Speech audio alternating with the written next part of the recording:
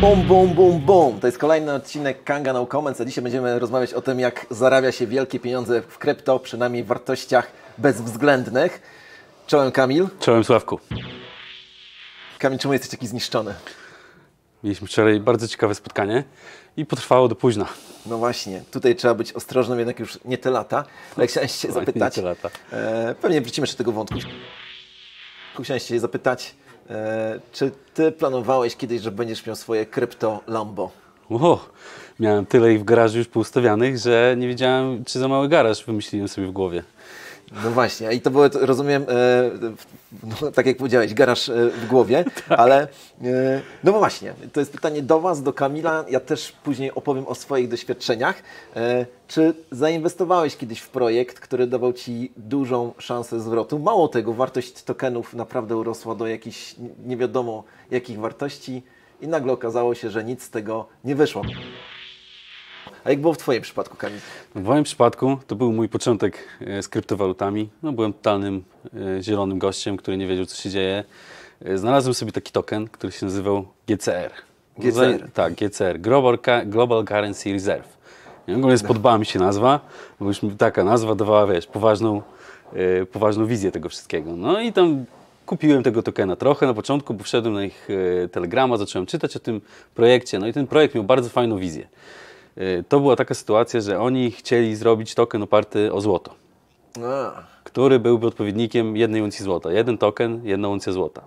No i doszło do tego, że już zrobili cały plan, jak przekształcić, wykorzystać ten token GCR do swojego projektu. Ten projekt się nazywał, pewnie część osób może to kojarzyć, się nazywał Treos. Nawet był na tej konferencji, na której wy byliście w 2018 roku na Malcie i był tam głównym sponsorem tej imprezy. Projekt wydawał się super. White paper 120 stron. Cała tokenomia opisana. No wtedy jeszcze też nie wiedziałem tak do końca, co czytam. No, ogólnie bardzo mnie zainteresowało. Tam ludzie, którzy byli za tym projektem, też się bardzo tam zaangażowali i też bardzo jakby pomysłowi byli z tym, co wprowadzali. No, miało być to oparte o marketplace. Czyli ten token byłby tokenem zakupowym. Tak. Mogli za niego kupować na tym marketplace. Miał być odniesiony do jednej uncji złota. No i było tak, że oni zrobili ten marketplace. Zaczęli i było tak, że musiałeś kupić ten token z rynku. Marketplace, czyli po prostu sklep, tak? Ludzie wystawiali produkty, dokładnie. A ja mogłem płacić tym tokenem. Taki eBay dla krypto to miał być, nie? No my wtedy w 2018 roku, no pomysł super, tak? Nie było konkurencji na to. A oni zrobili to w ten sposób, że trzeba było kupić na giełdzie. On był wtedy dostępny na chyba jakiejś bardzo małej ilości giełd. Jakiś to jeszcze taki bardzo niszowy Jobit, to taka giełda rosyjska. To taki typowo, no do tej pory czekam na ticket od nich. Po 4 latach jeszcze mi nie odpowiedzieli z customer serwisu tam. No ale to było tak, że trzeba było kupić na giełdzie ten token, przelać u nich na jakiś adres, ich taki wewnętrzny, z którego miało być to wszystko spalane i miały już się nie pojawiać te tokeny w obiegu, a oni mieli za to dawać ci jednego tre. I ten jeden tre to był odpowiednik jednej uncji złota. No i było tak, że zrobili super hype, nie? Na to. Ten token w momencie zakupu kosztował kilka groszy. Tak. No i jak zrobili ten hype, cena zaczęła się pompować. Portfolio codziennie sprawdzałem, wszystko szło zgodnie z planem, no i tam któregoś dnia wstaję, już pompa ostro poszła, nie? No i patrzę, 5 bitcoinów. Następnego dnia siadam na portfolio, 8 bitcoinów. Następnego dnia 12 bitcoinów. Już tam, no i wtedy zacząłem już myśleć, o gdzie ja te Ferrari zmieszczę, które sobie kupię, nie? No bo to można było też na platformie u nich jacyś tam vendorzy mogli to sprzedawać, nie? No ja tutaj sobie już liczę te Ferrari w garażu, gdzie je poustawiam, jak ten garaż, no i tam któregoś dnia wstaję, takiego słonecznego, pamiętam, byłem wtedy w Wielkiej Brytanii. Patrzę w ten portfolio, no i tutaj z 20 chyba tam bitcoinów jakiś tam na mega szczycie się zrobiło, no to już patrzę, następnego dnia 15 chyba, nie? No mówię, korekta. Następnego dnia... Jestem twardym inwestorem. No, gdzie hodler pełną gębą, diamentowe ręce, nie? Następnego dnia wchodzę na grupki telegramowe i już widzę tam niektórzy food sieją, nie? No, mówię, no to gamonie. Co oni tracą, nie? Oni tam piszą, słuchajcie, więcej nie będzie, wychodźcie z tego, bo to się nie uda, nie? No a ja tam zaparte mówię, jak się nie uda, korekta, zaraz będzie lepiej. Następnego dnia na portfolio 10 bitcoinów. Kilka dni później przestałem patrzeć, nie? No bo mówię już dla spokoju głowy, tak to wróci, to nawet nie będę sprawdzał. Kilka dni później patrzę, 2 bitcoiny. Kilka dni później 1 bitcoin. Kilka dni później pół bitcoina. Nie? No i wchodzę na stronę tego projektu, tam ci właściciele mówią, że wszystko jest ok. Na pewno będzie ok, nie przejmujcie się, nie sprzedajcie, tak? Nie sprzedawajcie tych tokenów, wpłacajcie do nas, będzie git. No i odpuściłem sobie na jakiś czas dla spokoju ducha, no bo tam było jeszcze, oni zrobili taki tunel FIFO. że to nie było tak, że wpłacałeś te tokeny i dostawałeś od razu, tylko first in, first out. Kto pierwszy wpłacił te tokeny GCR, to dostawał w zamian te tokeny TRE. Tak? I to było tak, że tam było kilkanaście tych tokenów dziennie się generowało. No ja byłem w kolejce gdzieś tam za chyba 100 dni, posprawdzałem parę dni, ale mówię, zostawiam, dopiero jak przyjdzie mi ten token w złocie, no to go tam już wtedy zacznę skupować coś z rynku. No i wszedłem po 3 miesiącach, czy po 4 miesiącach, kiedy już miałem mieć wygenerowane te tokeny i co widzę? Will be back. Logo Treos i Will be back. Wchodzę na grupę telegramową, nie ma grupy na Telegramie. Wchodzę na Discord, nie ma Discorda. No właśnie, a jaka była oficjalna przyczyna? Oficjalna przyczyna była taka, że przy przenoszeniu z serwera na serwer informacji danych o smart kontrakcie, o tym całym marketplace'ie, wywalił im się serwer, na który przerzucali dane, a nie mieli backupu. No okej. I to była oficjalna, ostatnia informacja, którą od tego projektu usłyszałem. I to było w jakimś 2019 roku. I do tej pory strona jest, Treos.io, można sobie sprawdzić i napisane will be back soon. Także no, te soon to się trochę przedłużało. No dokładnie. Moglibyśmy teraz rozmawiać właśnie, co jest skamem, co nie jest skamem, ale nie chcę o tym rozmawiać. Chcę rozmawiać właśnie o tym, co chyba każdy kryptowalutowiec przynajmniej raz w życiu doświadczył. To znaczy tych wielkich pieniędzy, których po prostu nie wypłacił. No nie? A mogłem wypłacić i to było, mieli płynność na rynku. I do tej pory sobie pluję w brodę, no ale tak to jest. No, jak widziałem 1000 bitcoinów, a nie 20. No to oczywiście. No i to jest ta rada. No pytanie właśnie, my, którzy mamy duszę hodlerów, bo ja też mam duszę hodlera, chociaż ja właśnie się już nauczyłem na różnych inwestycjach, że tak naprawdę Bitcoin, token KNG, no i być może jakiś tam Ethereum, Algo, Matic, ale bez szaleństw. Tak. No nie? I pamiętajcie, to nie jest porada inwestycyjna. To nie jest porada inwestycyjna. Natomiast też chcę jedną rzecz zaznaczyć. Jeżeli ktoś wierzy w jakiś projekt, to warto brać udział w IEO, uczestniczyć w launchpadach, ale to dlatego, że wierzę w ten projekt. Znam drużynę, która za nim stoi i podoba mi się i tokenomia i w ogóle myślę, że oni są w stanie to dowieść. Bo w tym momencie tak naprawdę jak gdyby partycypuję w tym projekcie. Tak. Ale jeżeli kupuję jakiś token, bo chcę po prostu mieć Lambo, no to najczęściej nie wychodzi. Ciekawostka jest taka, to jest właśnie ciekawe, większość inwestorów, których ja znam, nie prowadziłem jakiejś szczegółowej statystyki, ale zdecydowana większość, których znam, no to są właśnie ludzie, którzy doświadczyli takich case'ów jak ty. Ja też mam niestety... No powiedz o twoim case'ie. Jakąś taką przygodę miałeś, gdzie już liczyłeś miliony na koncie. Nie chcę podawać nazwy projektu, ale sytuacja dotyczyła projektu, za którym stała silna grupa ludzi, tak mi się wydawało. No i generalnie muszę przyznać jedną rzecz. Ja chciałem kupić te tokeny spekulacyjnie. To jest coś, czego ja naprawdę w sobie bardzo nie lubię, wszystkich przestrzegam. Ten projekt, on był ciekawy, ale to nie jest tak, że gdyby nie te tokeny, to ja bym, nie wiem, kupił akcje związane z tym projektem. Albo bym czytał o tym na stronach internetowych, co tam się dzieje, no nie z ciekawości. Po prostu chciałem kupić tokeny VIEO. Od razu mówię, że ta zbiórka była nie na Kanzę, żeby dla tych, którzy chcieliby się tutaj domyśleć, o jaki projekt chodzi. Tam również był problem to nie jest problem oczywiście, tam była ta strategia cliffowa i vestingowa, to znaczy kupiłem tokeny, ale mogłem je dostać dopiero za jakiś tam czas. No i okazało się, że jakby ten token żyje cały czas, ale nie zaglądam, jaka jest jego cena, bo po prostu chcę mieć dobrostan swojego umysłu zachowany, no nie? Natomiast pamiętam, że i to jest niezwykłe. Zawsze, kiedy się pojawia taka sytuacja, kiedy się pojawia FOMO, bo ja bym nie wchodził w ten projekt, ale ludzie, którym ufam, jakby zobaczyłem, że oni się naprawdę mocno angażują w to. I pociągnęli cię ze sobą. Ja sam za nimi poszedłem. Okay. To nie, że mnie pociągnęli. Nie. I naprawdę dzięki Bogu, że gdzieś tam wolnego kapitału pod ręką miałem akurat tyle i tyle. I tak dużo go straciłem, ale wiem, że gdybym miał więcej, to bym zainwestował więcej. I najlepsze jest to, że człowiek sobie myśli, już jestem trochę dojrzałym tutaj inwestorem, wiem, że nie mogę reagować emocjonalnie i wiem, że zawsze jak tak naprawdę chcę kupić coś spekulacyjnie, to w gruncie rzeczy jestem hazardzistą. A tak było. No i niestety nauczka pozostała. Kto wie, bo ja i ci ludzie, którzy zainwestowali w ten projekt, my oczywiście mówimy sobie, że kiedyś ten token się odbije, czekamy na hossę. To była korekta. Tak, to była hiperkorekta, tak naprawdę. No właśnie, i myślę sobie, że potrzeba naprawdę dużej dojrzałości, żeby umieć uniknąć takich sytuacji. Czy ty dzisiaj spekulujesz, Kamil? Nie. Nie, zupełnie nie.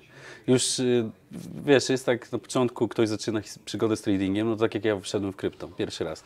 Zawsze trady się udają. To jest jakiś, nie wiem, to zbieg okoliczności zazwyczaj jest. Człowiek nie wie, co robi, wchodzi, zarobi kilkanaście procent w ciągu kilku dni i już oczy i zarabiamy, już kupujemy co się da, rysujemy linię na wykresie. Tutaj to pójdzie na pewno na takie poziomy, a nigdy nie spadnie. No i wtedy kilka razy zaspekulowałem. Kilka razy mi się udało zarobić na początku, a potem to już równo w dół, tak? Dlatego zostałem hodlerem. Uważam, że... Tak, a powiedz tak szczerze, bo zarobiłeś i wypłaciłeś? Nie. Właśnie. Zarobiłem w sensie, no właśnie. Tak. Zarobiłem. To się nazywa papierowe zyski, no nie? Tak. Trzeba mieć tą, znowuż to też jest dojrzałość duża, że zakładam, przy jakiej kwocie wychodzę, tak. no nie? No, w moim przypadku, no do tych sytuacji, w których, no nie wiem, czy zostałem oszukany, no te projekty po prostu padły. To nie było tak, że tam ktoś uciekł z torbą pieniędzy, chociaż w jednym przypadku tak miałem. Bo to była taka aplikacja Coinchat, to też jakiś czas temu. Tam był token taki, to była aplikacja taka społecznościowa połączona z hazardową, że były gry hazardowe jakieś. Tam trzeba było, to demon, pamiętam taka gierka, takie było coś, że leciał wykres do góry i tam było razy 2, razy 4, razy 6, razy 8 i im więcej, kiedy się zatrzymało, trzeba było zatrzymać przed tym, kiedy się zatrzymuje w aplikacji. No i jak się zatrzymał wcześniej, no tyle razy powiększał twój stan konta. No i miałem dość dużo tam środków.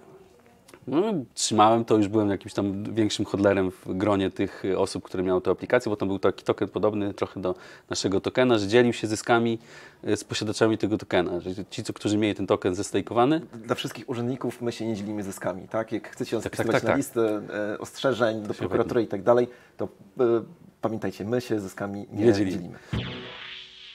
No tam nie wiem, czy tam w sumie nawet też były zyski, czy to były przychody, no ogólnie tak. Coś się za stajkowanie tego przychodziło, tak, na konto. No i odkładałem, no już też widziałem kolejne lamba w garażu, tak, już tamte, już zapomniałem o tamtych, tutaj już zacząłem ustawiać następne, no i tam kilka eterów miałem wtedy, no eter jakoś tam nie był za wysoko wyceniony w tamtym momencie, no ale widziałem wizję, tak, bo to można było bitcoiny zbierać, tam on też był moduł handlowania tymi kryptowalutami. No i któregoś razu i zapaliła mi się czerwona lampka. No, zobaczyłem taką reklamę tej aplikacji gdzieś tam na forach internetowych, że wrzuć nam jednego etera, a my ci wypłacimy, wrzucimy ci na konto dodatkowe pół. Rozumiesz? No i ja to mówię, no dobra, wysyłam. Nie?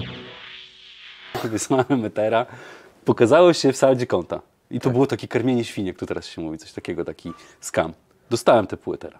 Część tam wypłaciłem, ale to było tak, że im więcej miałem środków tam zdeponowanych, tym większy procent miałeś udziału w tym wszystkim i ja tam trzymałem te środki. No jak wypłaciłem trochę i wypłacili, no to dalej utrzymywałem to.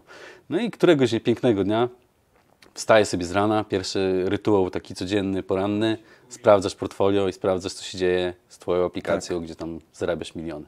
Wchodzę w tę aplikację, błąd serwera.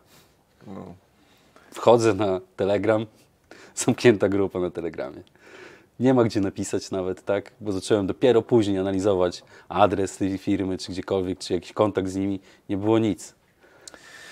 No właśnie, to się okazała po prostu grupa skamerska. Totalnie. Znaczy też myślę, że do jakiegoś etapu to działało i może mieli jakąś wizję, jak to rozwijać, ale podejrzewam, że stracili płynność. No już na koniec ta oferta skamerska taka typowo, że wpłacie teraz, dostaniesz półtorej. Totalnie. To już jest wyłudzenie i... No, jak może być, że wpłacisz nam jednego etera, my ci skąd ten pół etera się brało? W nagrodę dla stałych i użytkowników aplikacji. Wiesz, za to, że jesteście z nami. Tak, no rozumiem, że to taki program lojalnościowy, który się zupełnie nie spina. Mam w głowie taką też historię człowieka, który jest z Kangą właściwie od samego początku. Nie jest naszym pracownikiem, ale jako jeden z pierwszych kupował tokeny. Naprawdę go lubię i szanuję. Fajny gość. I pamiętam, że on kiedyś zadzwonił do mnie i opowiadał mi o jakimś projekcie, chyba rosyjskim, w który zainwestował. On działał trochę na modelu MLM-a, ale chyba nie do końca. W każdym razie opowiadał mi o tym, że zaraz będzie miał do wypłaty tak dużą ilość eterów, że on się pytał, czy Kanga udźwignie to, żeby zamienić na złotówki. No nie? I mówi, słuchaj, ja jeszcze przyciągnę tam pozostałych. I przez to, że poznawał mi z tymi pozostałymi, chociaż ja mu mówiłem od początku, słuchaj, to jest scam, ale poznawał, bo oni też byli zainteresowani tym, że w końcu te etery trzeba będzie gdzieś wypłacić, zamienić na złotówki. No i czy my będziemy w stanie to obsłużyć? I pamiętam, że termin wypłaty się przesuwał. Aha, bo oni mieli już to oczywiście naliczone, ale się przesuwał i ja się pytam tego naszego kolegi, gryzę się w język, bo chciałbym podać jego imię, a tam niektórzy by mogli zacząć kojarzyć. Ty słuchaj, ale co z tymi wypłatami? Dlaczego ten termin się przesuwa? A on mi odpowiada tak, słuchaj, okazało się, że jest tak wielkie zainteresowanie, tak wielkie, że serwery tego projektu nie wyrabiają. I muszą przenieść na nowe. Jak ja już to usłyszałem, zawsze jak w ogóle słyszycie, że jakiś projekt zmienia serwery, bo znaczy to się zdarza, natomiast jeżeli ktoś zmienia serwery i z tego powodu nie świadczy swojej usługi lub odmawia, nie wiem, wypłaty czegoś, to już jest wiadomo, że należy się pogodzić ze stratą i zacząć w końcu inwestować w Bitcoina albo w Kangę. To nie jest porada inwestycyjna.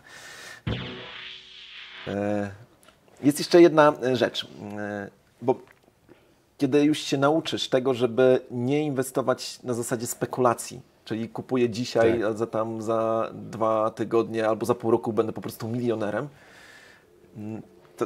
to jednak, kiedy dowiaduje się, że ktoś, kogo znasz, zainwestował w jakiś taki projekt, o którym ty mówisz sobie, już nie inwestuję, nie interesuje mnie to i zarobił i wypłacił.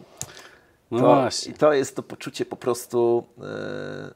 No to miałem właśnie z tym Treosem, tak jak mówiłem, no, że tam wszedłem na grupy i wszędzie, jakby z każdej strony były sygnały, że Wiem, ale ja mówię teraz o czymś innym. Mówię teraz o tym, że nauczyliśmy się już nie spekulować. Tak. Nie spekulować w znaczeniu takim, nie kupować po to, żeby być za tydzień milionerem, no nie? No ale najgorzej jest wtedy, słowo najgorzej nie wiem, czy jest właściwe, no nie? Ale jest nieprzyjemnie, kiedy ty nie wszedłeś, ale ktoś inny wszedł i on naprawdę zarobił. No tak. I w tym momencie w głowie zaczynasz na nowo myśleć, kurczę, a może jednak bym zmienił tą swoją strategię. Dlatego myślę, że trzeba być wiernym swojej strategii hodlowania Bitcoina i czegoś tam jeszcze. Trzeba ustalić chyba przede wszystkim sobie poziomy wejścia. Jeżeli ktoś już kupuje tak spekulacyjnie, to trzeba ustalić sobie twardy poziom, przy którym wychodzi i żeby to nie było jakieś abstrakcyjne ilości 100x, 200x, 300x, tylko progi, w których najważniejsze to odzyskać kapitał, który się włożył. Czyli jeżeli już jest tam kilka razy, to wypłacić chociaż to, co ktoś zainwestował, co się zainwestowało w jakiś dany projekt i później no to już tak nie boli, jeżeli chociaż odzyskasz to, co już włożyłeś, nie? No to nie, to jest podstawa w sumie taka, tak, żeby to robić od razu, jak tylko są jakieś zyski i wtedy już później dalej, co się dzieje, no to już najwyżej, tak jak mówisz, no nie będę tym jeździł Lambo, ale przynajmniej nie straciłem pieniędzy. No w tego GCR-a nieszczęsnego, no to ja tam trochę włożyłem. Tak, no teraz najgorsze jest to, że wtedy jeszcze to były czasy, początki 2018 roku, chyba to jeszcze Kangi nie było wtedy. To nie miałem Kanga była jako organizacja, ale nie było jeszcze platformy. Tak, i ogólnie nie miałem jak wpłacać i chodziłem do bitomatów wtedy. Pamiętam, jeszcze można było przez żabkę wpłacać. I mam te wszystkie kwity, które mi teraz czasem biorę i sobie spoglądam i tak patrzę, ile tego Bitcoina, ile tego Ethera. No, taka pamiątka. No, taka pamiątka. Trochę smutna, ale przynajmniej będę pamiętał do końca życia, że już nauczyłem się. Wiesz, to tak jak w życiu. Jak się człowiek nie wywróci, to się nie nauczy chodzić, tak? No tutaj początki moje były trudne, to były też czasy, gdzie informacji było naprawdę bardzo mało. Wtedy chyba z influencerów w Polsce związanych z krypto to był tylko Fil Konieczny. I to przyznaję, od Fila Koniecznego moja historia z nauką krypto się zaczęła, a jak uzyskać informacje, jak portfele, jak stejkować, gdzie trzymać te kryptowaluty, no nie było nic takiego, tak? To wszystko było taki za mgłą czarna magia. Tam się dopiero kształtował kanał Majka Satoshiego, pamiętam w tamtym czasie. No tak. No i tak, przyszedłem, to każdy, kto w sumie jest takim, bo to już dinozaury jesteśmy w tym świecie, tak? No przeżyliśmy już którąś hossę. No. Tak, ale znam oczywiście takich dinozaurów, prawdziwych dinozaurów, którzy zaczynali w 2012-2013, są cały czas Rafał na rynku. Kiobus na przykład, Tak. który Rafał, sprzedawał, pozdrawiamy serdecznie, który sprzedawał, chyba jest nawet na forum bitcoin.pl jego post, gdzie sprzedawał po kilkadziesiąt złotych bitcoiny. Także no, to też myślę, że taką ma smutną pamiątkę sobie, że wejdzie tam i przeczyta to, nie? Jeszcze jedna myśl przyszła mi do głowy. A propos właśnie tej psychologii, czy tej dojrzałości, no nie? Że jestem wierny swojej strategii. Jestem wierny, to znaczy jak zarabiam na bitcoinie, na tokenie KNG, bo to jest moja strategia, tak jak mówię, jakieś frakcje mam w Etherze, w Algo, w Litecoinie, ale to są po prostu niewielkie frakcje, no nie? Główne strumy to jednak Bitcoin i Kanga i chcę być temu wierny. I teraz wielka dojrzałość polega na tym, że jeżeli widzę, że inni zarabiają na innej strategii, to nie jest tak, że ja po prostu nagle moją zmieniam, ale i w ogóle idę za nimi, ale jednocześnie właśnie ta dojrzałość polega na tym, że ja się cieszę tym, że ktoś inny zarabia, tak. a jednocześnie wierzę w to, że na swojej strategii też będę po prostu zarabiał. Nie mam problemu z tym, że ktoś zrobił akurat więcej ode mnie. I mam bardzo fajną analogię. Ona mi się spodoba niekoniecznie wszystkim, ale to jest tak jak z małżeństwem. Jak już masz... Ty, Kamil, jeszcze nie jesteś żonaty, prawda? Nie. Nie wiem, czy będę. Słuchaj, możemy tutaj zrobić jakiś komunikat matrymonialny. Nie, dziękuję. Nie trzeba. Najpierw muszę zrzucić brzuch. Słuchajcie, jeżeli szukacie męża, który będzie gubił brzuch. Tak, to właśnie Kamil tutaj się nadaje. Polecam. Słuchajcie, znaczy z małżeństwem. To jest tak, że jak już masz tą żonę, to ona jest dla ciebie tą najważniejszą osobą, no nie? Domyślam się, że tak. Tak, no tak. I nawet jak gdzieś w zasięgu twojego wzroku pojawi się na chwilę jakaś inna kobieta i przez chwilę, mi się to nigdy nie zdarzyło, ale wyobrażam sobie, że tak może być, przez chwilę wyda ci się bardziej atrakcyjna niż twoja żona, to i tak wiesz, że jesteś wierny tej swojej żonie, tak, a nie tej obcej kobiecie, no nie? I to tak właśnie, myślę, powinno być strategią inwestycyjną. Zdecydowanie, tyle że no nie można być ślepo zapatrzonym też z drugiej strony. No wiem, że moja analogia nie jest tutaj w 100% dobra. Bardziej chodzi mi nawet o to, żeby nie zmieniać strategii inwestycyjnej pod wpływem emocji. Tak, to zdecydowanie, tak, pod wpływem chwili.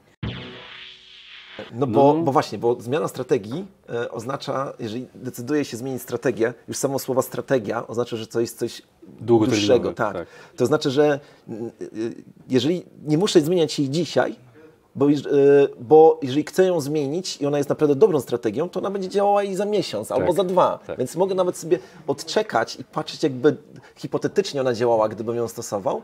I jeżeli stwierdzę, OK, ona naprawdę przynosi lepsze efekty, to dopiero wtedy na nią przychodzę. Ale nie z dnia na dzień. Dobra, Kamil, myślę, że to tyle. Chciałbyś coś jeszcze dodać? Jakieś porady dla naszych wszystkich oglądaczy? A tutaj ja Was, w tym, kiedy Kamil myśli, proszę Was o to, żebyście komentowali, dawali łapki w górę, udostępniali. Dla nas to jest wybitnie ważne. Napiszcie w komentarzu, jakie są Wasze doświadczenia, jeżeli chodzi o marzenia na temat Lambo, kupowania nie wiem, nieruchomości, pałacy i tak dalej. Jak dużo straciliście? Myślę, że powinniśmy się wspierać tutaj wymianą takich informacji i świadectw. Tak. No ja myślę, że jeżeli ktoś naprawdę nie ma czasu na to, żeby siedzieć codziennie, sprawdzać wykresy i być na rynku codziennie obecnym, tak? I chce mieć spokój w głowie, no bo to też trochę niszczy wewnętrznie, jeżeli codziennie musi sprawdzać, codziennie się denerwujesz, patrzysz na te wahania. Jeżeli ktoś chce zainwestować, a nie ma takiej cierpliwości i tyle samo zaparcia, żeby to na bieżąco kontrolować, no to Bitcoin ciągle królem. Tak, Bitcoin ciągle królem. To mi przypomina jeszcze ostatnią historię. Mam takie małżeństwo przyjaciół. Znaczy, przepraszam, oni są przyjaciółmi mojej rodziny. Okay. Tak. Małżeństwo przyjaciół. On wszedł w świat krypto 2 lata szybciej niż ja. I w ogóle miał sukcesy. Duże. Nie? I pamiętam, kiedy się spotykamy z nimi i widać, że pomiędzy nimi jest źle. To tak sami rozpoznajesz, to nie, że to się chyli ku upadkowi, ale są dzisiaj ze sobą cały czas i są szczęśliwi. I okazało się, że on właśnie pozarabiał kasę naprawdę, ale poinwestował w jakieś nowe projekty i on bez przerwy, dosłownie nie co godzinę, co 15 minut sprawdzał, jakie są notowania. Tak. I ona opowiadała nam, że jak w nocy otwierała oczy, zawsze widziała świecący telefon. Zawsze widziała świecący telefon i wszystko mi się sypało, bo on przez jakiś czas był skupiony tylko na tych inwestycjach. Ja znam to z autopsji. No Ja też mam, że tak powiem, sprawy damsko-męskie trochę mi się zamieszały przez moje zainteresowanie krypto. Ale z drugiej strony, no, żeby nie ta moja wytrwałość w tamtych czasach do krypto i że nie to, że chciałem tego się nauczyć, bo jak zrozumiałem blockchain, to już widziałem, że świat się zmienił dla mnie. Tak? W tamtym momencie, jak zrozumieć blockchain, to jest najważniejsze. Tak. Jak ktoś to zrozumie i połączy to jeszcze z kryptowalutami i zastosowaniami tego wszystkiego, zmienia diametralnie spojrzenie na świat. Tak? I u mnie tak się skończyło właśnie, że za dużo czasu poświęcałem na krypto i tak jak mówisz, no, w środku nocy potrafiłem usiąść do komputera, siedzieć do 6 rano, od 2, patrzeć na wykresy, rysować linię analizy technicznej, która według mnie nie działa. Czyli wykonałeś kawał niepotrzebnej roboty. No. Totalnie niepotrzebnej. No i skończyło się jak się skończyło, ale dzięki temu no, robię to, co robię, jestem tu, gdzie jestem. No właśnie. Przynajmniej Kanga będzie miłością twojego życia. Ale mam nadzieję, że nie tylko Kanga. Już no jest. Tak. Już jest.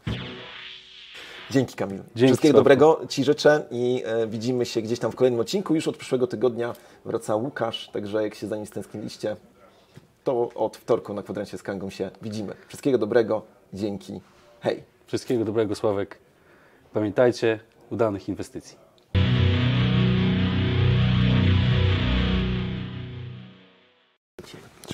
Dobrze wygląda w tej koszuli? Zawsze. Nie, ale teraz też.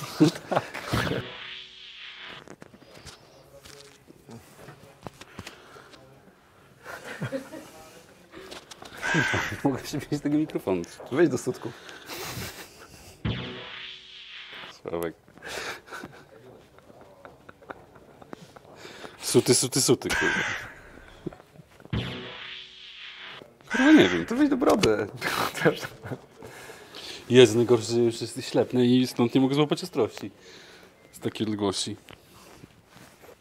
Nie mogę złapać ostrości z takiej odległości.